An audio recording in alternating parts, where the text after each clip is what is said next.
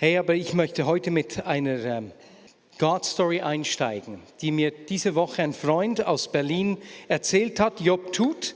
Er ist mit uns im Team der deutschsprachigen Vineyard-Bewegung und er hat am Donnerstag erzählt, wie er vor 1,5 Jahren einen Mann getroffen hat bei einem Spaziergang in Berlin und als ihn von Ferne sah, dachte er, den kenne ich, das ist doch der Thorsten. Er hat ihm zugewinkt, hey Thorsten, nur um zu merken, als er näher kam, das ist nicht Thorsten. Der Mann hat sich vorgestellt als IT-Programmierer, der aus Schweden nach Berlin gekommen ist und aus dieser Begegnung wurde ein 2-stündiges Gespräch, in dem dieser Mann Job einfach richtig sein Herz ausgeschüttet hat. Wie er einen guten Job hatte, dann aber in ein tiefes Loch gefallen ist, in diesem tiefen Loch begonnen hat, Drogen zu konsumieren und da auch in die psychiatrische Klinik gekommen ist und hat ihm einfach seinen Schmerz richtig so hingelegt. Aus dieser Begegnung, sie haben Kontakt geschlossen, haben sich in den letzten 1,5 Jahren 12 Mal noch gesehen, manchmal geschrieben, telefoniert. Der Mann wurde dann auch obdachlos. Sie haben sich, so wie sie konnten, um ihn gekümmert, ihm geholfen, ihm auch mal etwas Geld zugesteckt. Und dieser Mann kam dann 4 Mal in den Gottesdienst der Vineyard Berlin. Und beim 4. Mal war ein Norweger da, der auch schwedisch, so norwegisch-schwedisch ist ähnlich. Nur dass Norwegen im Halbfinale ist, lassen wir das. Wenn ich nur, Skandinavien ist im Moment Hockey. Also gut. Ein Norweger, der hat zu ihm dann gesagt, hey, geh doch besser zurück nach Schweden. Mit dem Sozialsystem bist du dort aufgefangen. Hier wirst du nicht mehr ganz auf die Beine kommen. Und der Mann hat sich dann tatsächlich entschieden, zurückzugehen nach Schweden. Job hat gedacht, hey, dann schließe ich doch Kontakt mit der Vineyard in Stockholm. Hat das gemacht. Dieser Mann ging tatsächlich auch schon in Stockholm in den Gottesdienst. Und wisst ihr, wen er da getroffen hat? Nein, nicht den Thorsten. Einen Jugendfreund, mit dem er in seiner Jugend richtig eng war, der damals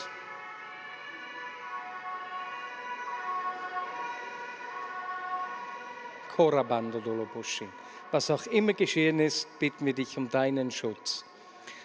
So hat er in Skandinavien in diesem Gottesdienst einen alten Freund aus seiner Jugendzeit getroffen, der in der Zwischenzeit auch zum Glauben gekommen ist.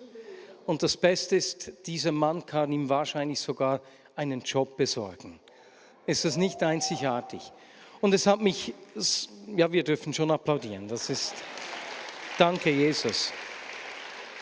Und es hat mich so berührt, wie dieses Dranbleiben einfach etwas auslöst. Und ich kann mich erinnern, Job hat immer wieder erzählt, war auch überfordert, wie gehe ich damit um, was können wir machen, was können wir nicht. Aber dieses Dranbleiben, dieses Hoffnung geben, dieses Verbinden, Vernetzen und jetzt zu merken, hey, Gott hat seine Hand in das Spiel, weil er schreibt seine Geschichte heute durch dich und durch mich, oft im Verborgenen, oft an Orten, wo wir gar nicht genau wissen, was geschieht jetzt. Hilfe, Herr, wie soll ich mich verhalten? Was soll ich tun? Und genau deswegen will ich heute auch darüber sprechen, ganz einfach eine Erinnerung für uns, ein Vergegenwärtigen, wie schreibt denn Gott seine Geschichte mit uns? Uns einfach wieder erinnern, weswegen wir miteinander unterwegs sind und wie Gott diese Geschichte mit uns schreibt. Aber bevor wir dazu kommen, am Donnerstagabend hatten wir unser erstes Treffen des Alpha Life Teams, weil wir am 20. August mit dem Alpha Life beginnen. Wir sind 11 Personen zurzeit im Team und das war für mich ein richtig ermutigender Start. Diese Mitarbeiter engagieren sich in 3 Teams. Die einen als Gastgeber, die für das leibliche Wohl der Teilnehmenden sich kümmern. 2. die Gesprächsgruppenleiter und 3. das Gebetsteam. Und dort bei den Gesprächsgruppenleitern sind wir richtig gut aufgestellt. Das war so schön, jeder am Donnerstag wollte mit Menschen unterwegs sein und sie auf diesen ersten Schritten auch führen. Das hat mich richtig gefreut. Es bedeutet aber auch, dass wir durchaus noch weitere Gastgeber im Team brauchen können, die Freude haben, das Nachtessen und eine schöne Atmosphäre bereitzustellen. Und es gibt immer Menschen, die einfach eine Gabe der Gastfreundschaft haben. Wenn dich das anspricht, siehst du die E-Mail von Stefanie Grollimund vorne, dann kannst du dich bei ihr melden. Es sind nicht mal ganz 3 Monate bis zum Start. Ich freue mich auch darauf wirklich schon. Ich weiß nämlich schon 3 Personen, die ich einladen werde. Wir möchten mit 50 Personen starten. Das ist so ein Ziel, das wir uns gesteckt haben. Und das erreichen wir nur, wenn wir das miteinander machen. Und um es dir leicht zu machen, haben wir so Visitenkarten erstellt. Wilf, du hast schon darauf hingewiesen. Wenn du dich zur Vignette Bern zählst, hast du bereits im Insight mindestens 2 gekriegt.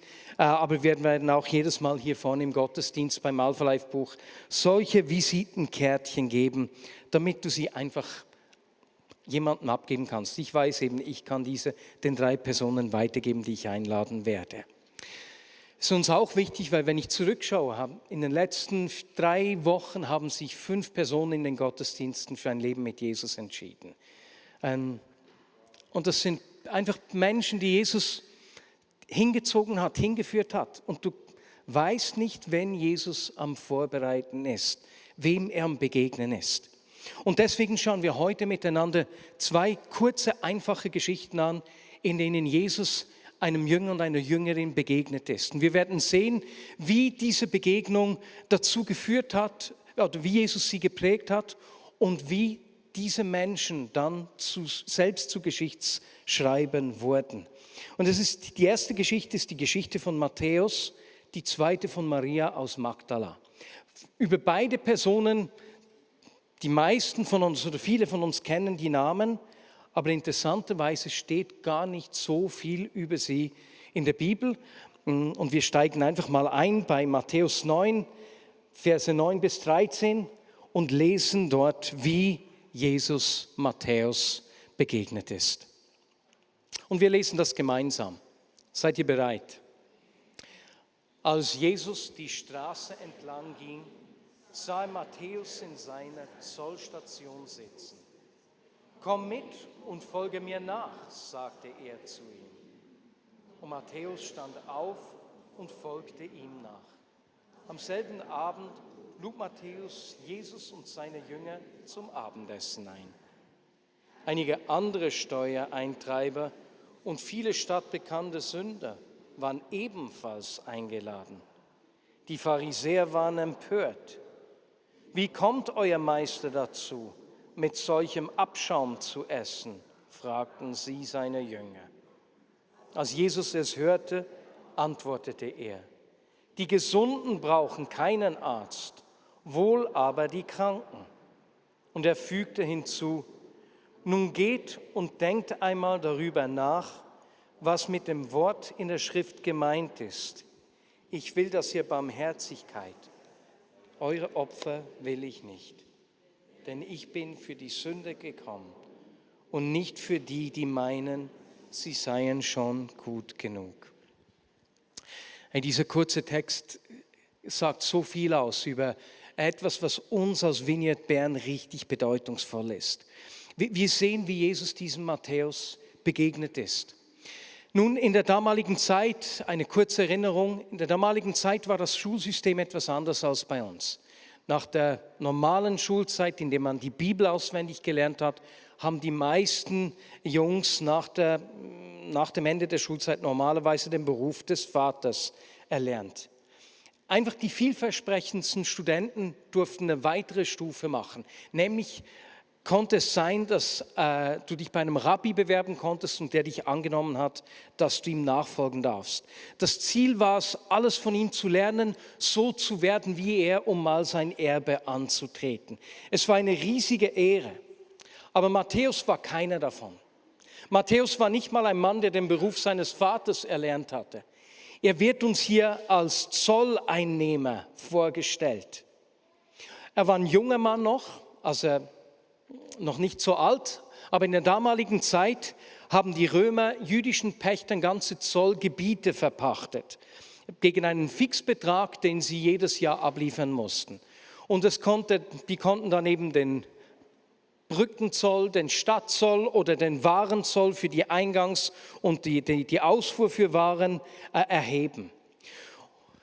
Nun, weil sie diesen fixen Betrag abgeben mussten, haben sie natürlich, und wenn sie zu wenig eingenommen hätten, hätten sie es aus eigener Tasche zahlen müssen, haben sie den Betrag sicher genug hoch einkalkuliert und haben oft eben sich selbst dabei auch bereichert. Und deswegen waren Zöllner verachtet. Gleichzeitig aber auch, weil sie eben mit der Besatzungsmacht den Römern zusammengearbeitet haben. Sie waren so verhasst, dass die geistlichen Lehrer sie auf die gleiche Stufe mit Räubern gestellt haben. Also wenn man in der mündlichen Überlieferung dann etwas liest von Zöllnern, wird immer gleich Räuber genannt. Oder wenn von Räubern geschrieben wird, kommt immer gleich auch Zöllner nachgelegt. So einer war dieser Matthäus. Nun an diesem Tag, als Jesus ihm begegnet, hat Jesus am Morgen zuerst einem Gelähmten gesagt, dass seine Sünden vergeben seien. Die Schriftgelehrten waren außer sich vor Zorn, worauf Jesus, um ihnen zu zeigen, dass er das Recht hat, Sünden zu vergeben, diesen Gelähmten geheilt hat. Und nach diesem Disput, nach dieser Diskussion geht er durch seine Heimatstadt Kapernaum. Und er läuft durch diese Straße und sieht Matthäus. Nun, weil es seine Heimatstadt ist, hat er diesen Matthäus auf jeden Fall zuvor auch schon gesehen. Aber an diesem Tag ist etwas anders. Als er ihn sieht, hält er an und geht auf ihn zu. Und nur kurz anzuhalten, ich finde das ja super einfach. Diese Geschichte beginnt ganz einfach damit, dass Jesus diesen Mann sieht. Das ist nicht so kompliziert. Gerade wenn ich mir vorstelle, wie viele Menschen in unserer Zeit einfach dieses tiefe Bedürfnis haben, gesehen zu werden. Einfach die Augen zu haben. Oder wenn ich an Job denke, der den Thorsten gesehen hat, der nicht Thorsten war. Es beginnt mit diesem Sehen von Menschen. Aber Jesus war nicht einfach nur nett zu ihm, ging auf ihn zu, spricht ihn an und sagt ihm, hallo, ich bin Jesus, stelle ich mir vor. Und Matthäus wusste natürlich, wer Jesus ist. Jesus hatte in diesem Gebiet dort am See Genezareth so viele Menschen geheilt. Er war das Stadtgespräch. Natürlich wusste Matthäus, wer Jesus ist.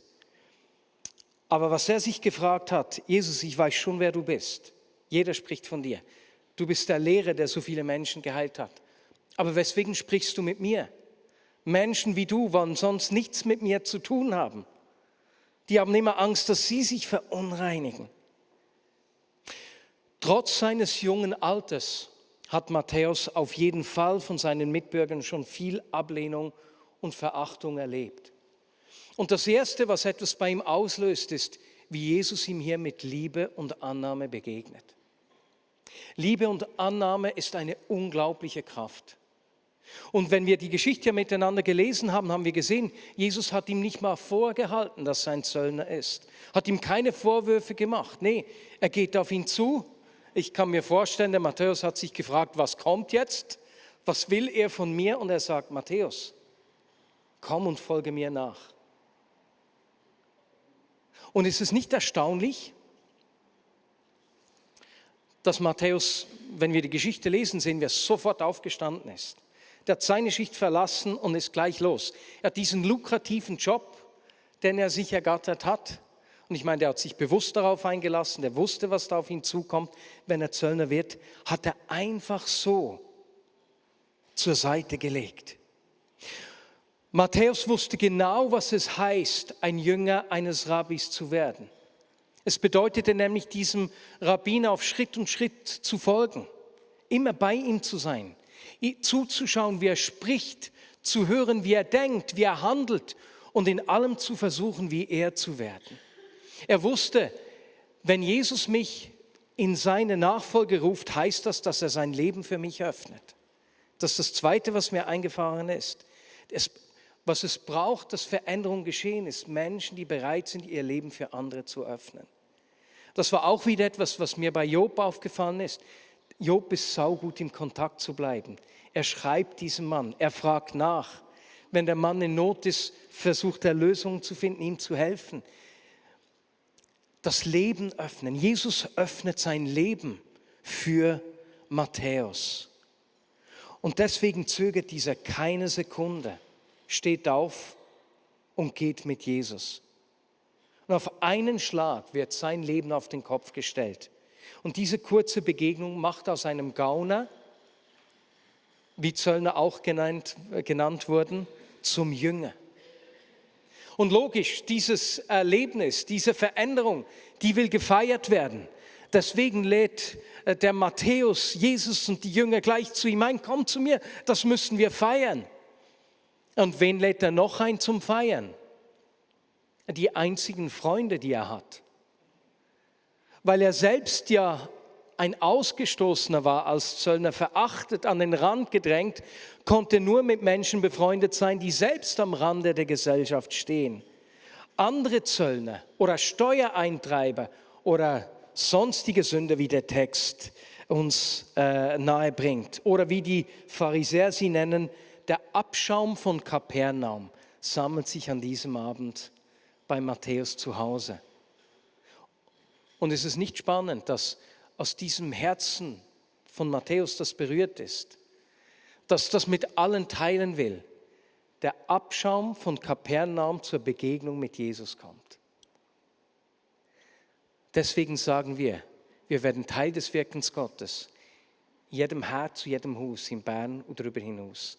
Es beginnt im einzelnen Herzen und dort, wo ein Herz irgendwie erfasst wird, hat es Auswirkungen auf sein Haus. Hier den Freundeskreis von Matthäus, der mit reingenommen wird. Natürlich hätte Jesus nach dem Gesetz keinen Kontakt mit diesen Sündern haben dürfen. Er hat sich selbst damit verunreinigt und deswegen waren die Pharisäer verständlicherweise verärgert und sie äußern das auch lautstark. Aber die Pharisäer sind nicht einfach Widersacher oder Gegner von Jesus. Die meinten das durchaus ernst. Und wir sehen in diesem Text, wie Jesus sie gewinnen will, wie Jesus ihnen sein Verhalten erklärt. Hey, seht ihr nicht? Die sind krank. Die Kranken brauchen den Arzt. Und haben nicht schon die Propheten gesagt, dass Gott nicht die Opfer will, sondern die Barmherzigkeit. Er will die Pharisäer gewinnen. Und damit stellt er sich öffentlich zu diesen Zöllnern. Stell dir mal vor, was das mit Matthäus gemacht hat. Dieser Bekannte, von allen Verehrte, über den jeder sprach, stellt sich auf seine Seite.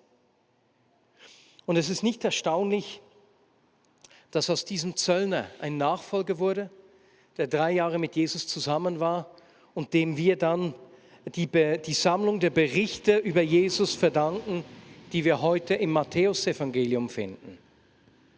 Und dieser Zöllner, dieser Mann vom Rande, wurde zu einer Person, die uns noch heute prägt, die mich noch heute prägt. Er hat wortwörtlich Geschichte geschrieben, als er die Geschichten aufgeschrieben hat. Die zweite Person, durch deren Beispiel wir sehen, wie Jesus durch uns Geschichte schreibt, ist Maria aus Magdala. Wenn wir an Jesus und die Jünger denken, haben wir meistens das Bild der 12 Männer, die da mit Jesus durch Galiläa gezogen sind. Aber es gab eine ganze Zahl von Frauen, von Jüngerinnen, die mit Jesus unterwegs waren, die ihm gefolgt sind. Einige von ihnen werden im Lukas 8 mit Namen vorgestellt. Und deswegen lesen wir hier auch diesen Text miteinander. Nicht lange danach zog Jesus durch die nahegelegenen Orte und Dörfer, um die Botschaft vom Reich Gottes zu verkünden. Er nahm seine 12 Jünger mit und einige Frauen, die er geheilt und von bösen Geistern befreit hat. Dazu gehört Magdala, aus der er 7 Dämonen ausgetrieben hat. Johanna, die Frau von Chuza, dem Verwalter von Herodas, Susanna und viele andere, die Jesus und seine Jünger durch das, was sie hatten, unterstützten. Hier wird uns erstaunlicherweise nicht sehr viel über diese Geschichte von Maria aus Magdala erzählt. Dabei wäre es doch so spektakulär. Hey Matthäus, was heißt, er hat 7 Geister hinausgetrieben? Wie hat sie gelitten? Wie hat Jesus das gemacht? Aber das scheint beinahe in einem Nebensatz hier zu sein. Dennoch gibt uns dieser Text einige interessante Informationen über Maria. Sie stammt aus Magdala am See Genezareth und das liegt ungefähr 10 Kilometer von Kapernaum, der Heimatstadt von Jesus, entfernt. Sie muss eine wohlhabende Frau gewesen sein, denn mit anderen Frauen zusammen hat sie für den Lebensunterhalt von Jesus und den Jüngern gesorgt. Wohltätigkeit und Großzügigkeit waren damals in der jüdischen Kultur hoch angesehen. Neben dem Zehnten, den die Menschen gezahlt haben, hat man immer geschaut nach Möglichkeit, Gastfreundschaft zu üben und den Armen, sich um die Armen zu kümmern. Aber wenn wir die Evangelien anschauen, sehen wir, dass die Nachfolger von Jesus dies oft noch weit übertroffen haben. Da war vielmehr die Rede von einer radikalen Großzügigkeit. Und deswegen erstaunt es nicht, dass Jesus sehr oft übers Geben gesprochen hat. Nicht, weil er Geld gebraucht hätte, sondern weil er genau gewusst hat, dass Geben eine geistliche Übung ist, durch die unser Herz geformt wird. Und so wird uns Maria hier als großzügige Unterstützerin von Jesus vorgestellt.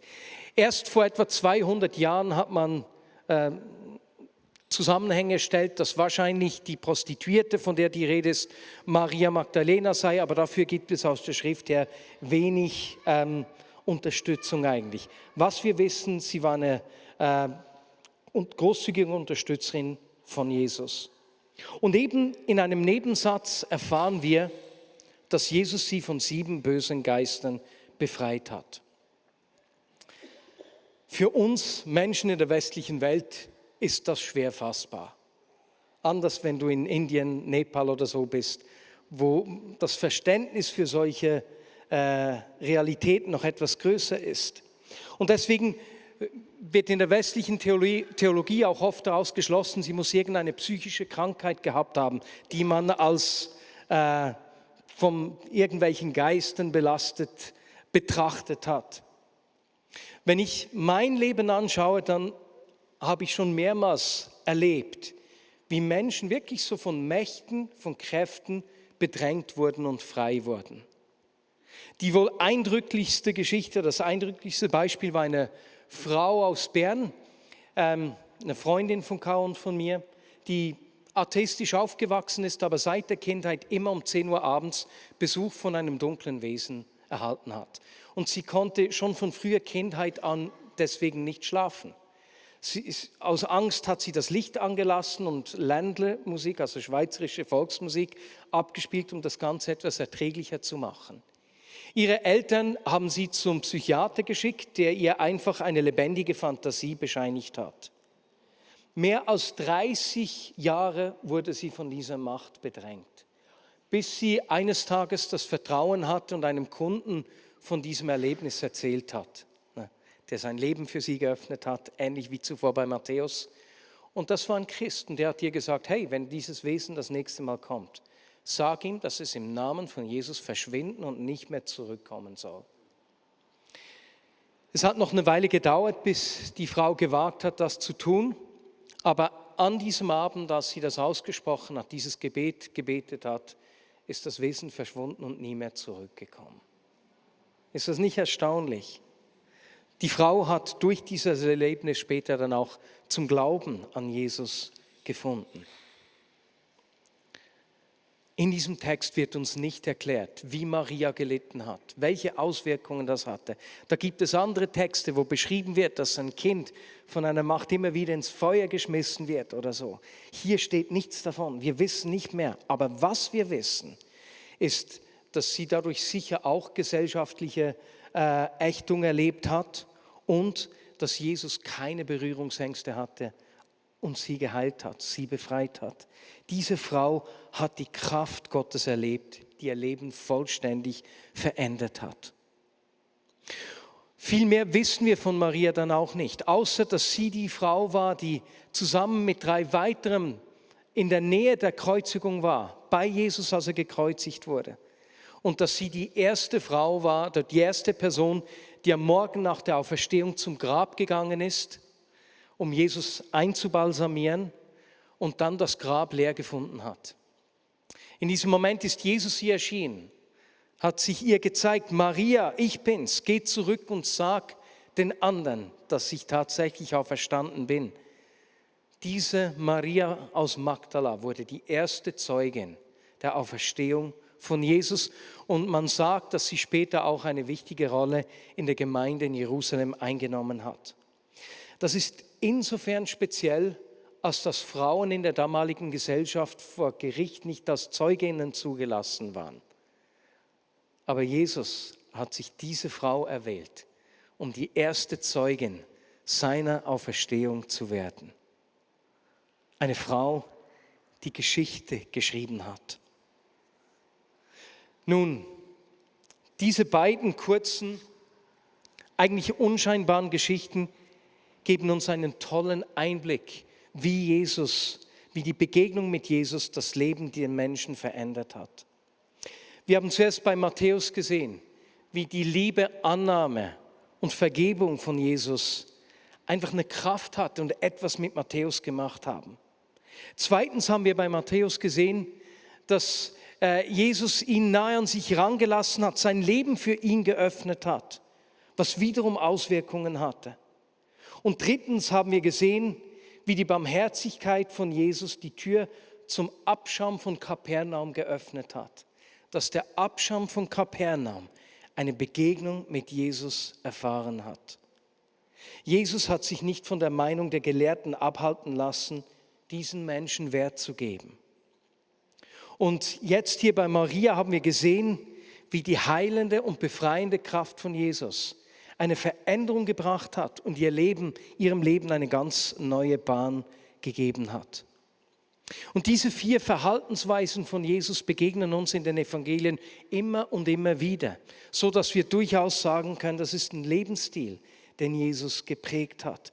Und es ist ein Lebensstil, den wir als Vineyard Bern genauso pflegen wollen.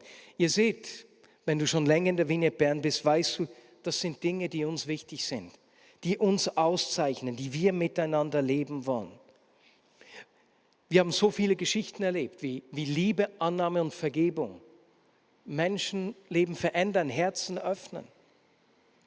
Ich denke beispielsweise an Steffi, eine Freundin von Caro und von mir, die letztes Jahr zum Glauben zurückgefunden hat. Und wie Gott sie einfach gesehen hat, ihr nachgegangen ist. Und die das Erleben der Liebe, Annahme und Vergebung von Jesus ihr Leben auf den Kopf gestellt hat.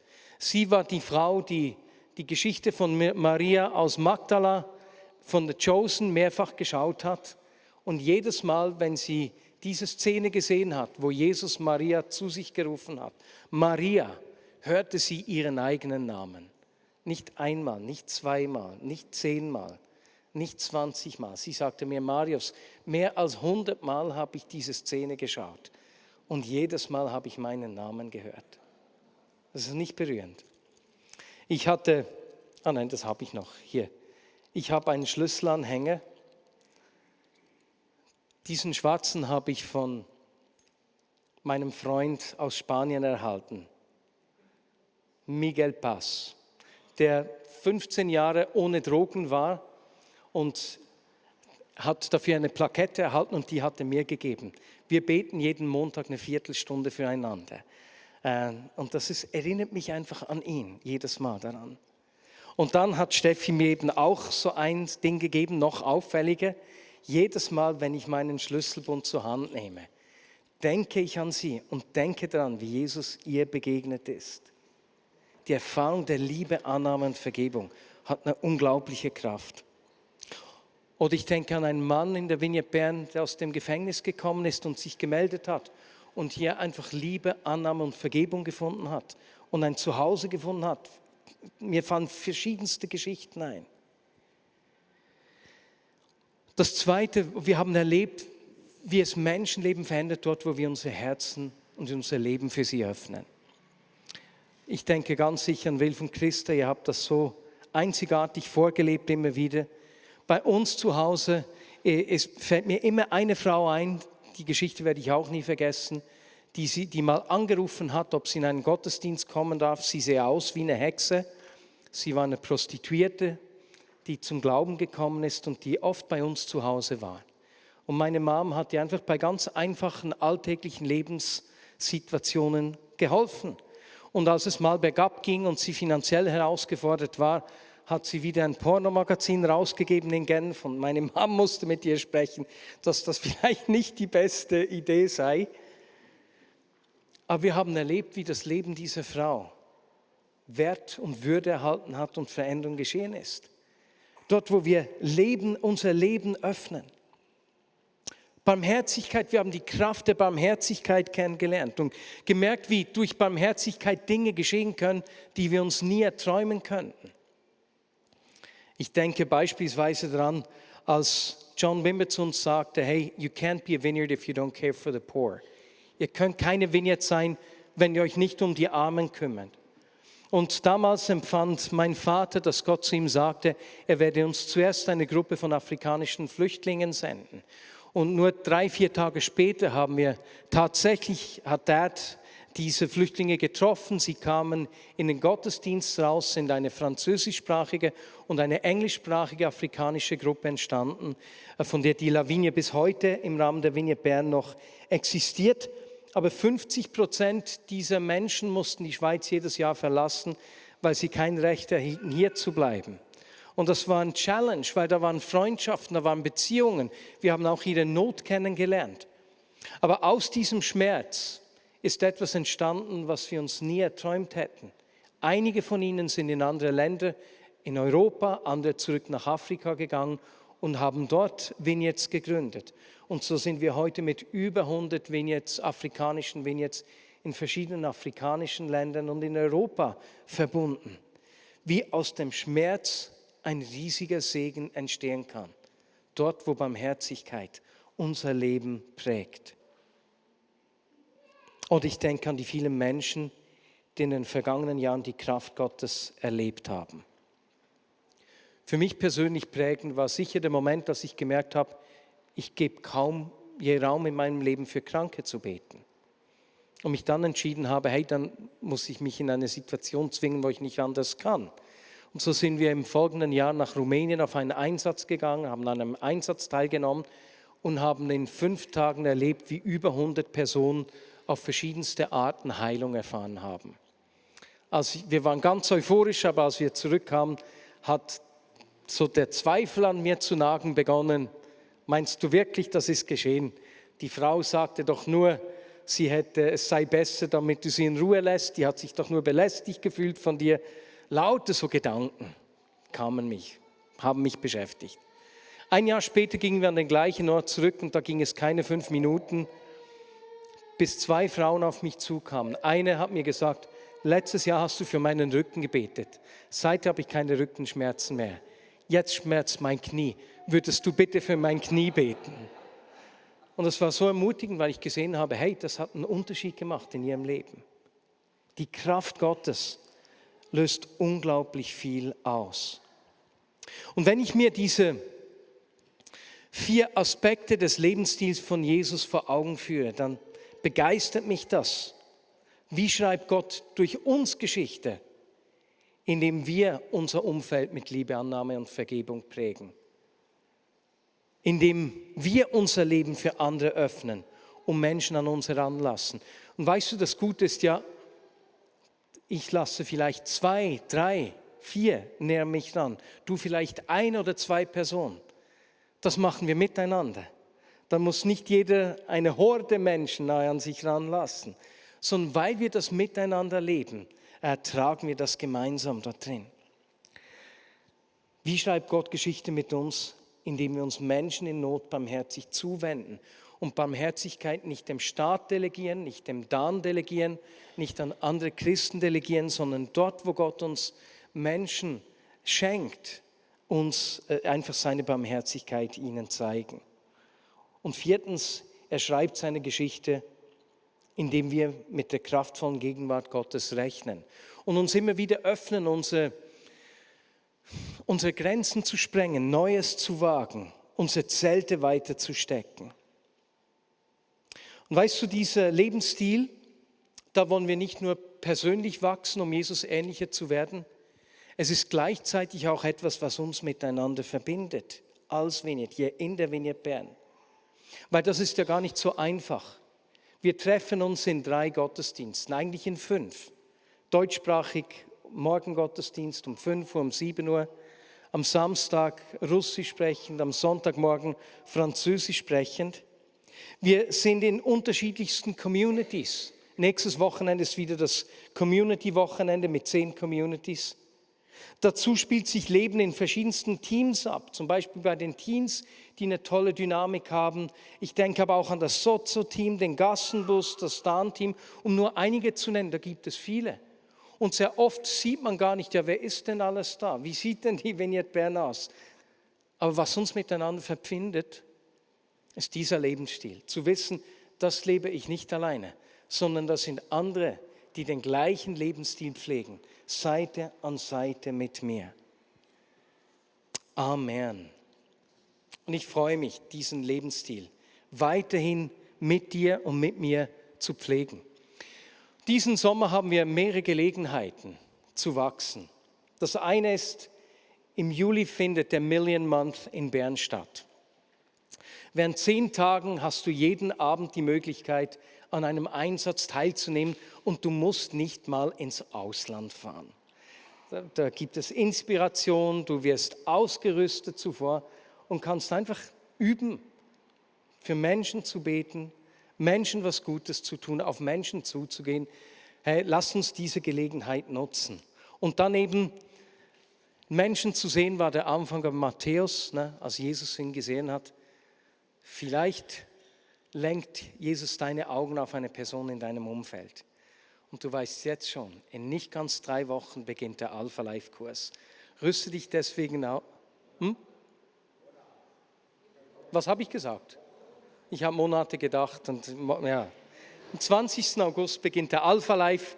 Rüste dich aus, dass wenn du in eine Situation kommst, wo du merkst, hey, diesen Menschen, über den spricht Jesus zu mir, dass du ihn in diese Situation dann einladen kannst. Amen. Amen. Amen. Die will, was mit uns geschehen. Amen. Amen. So wie du sagst, soll sein.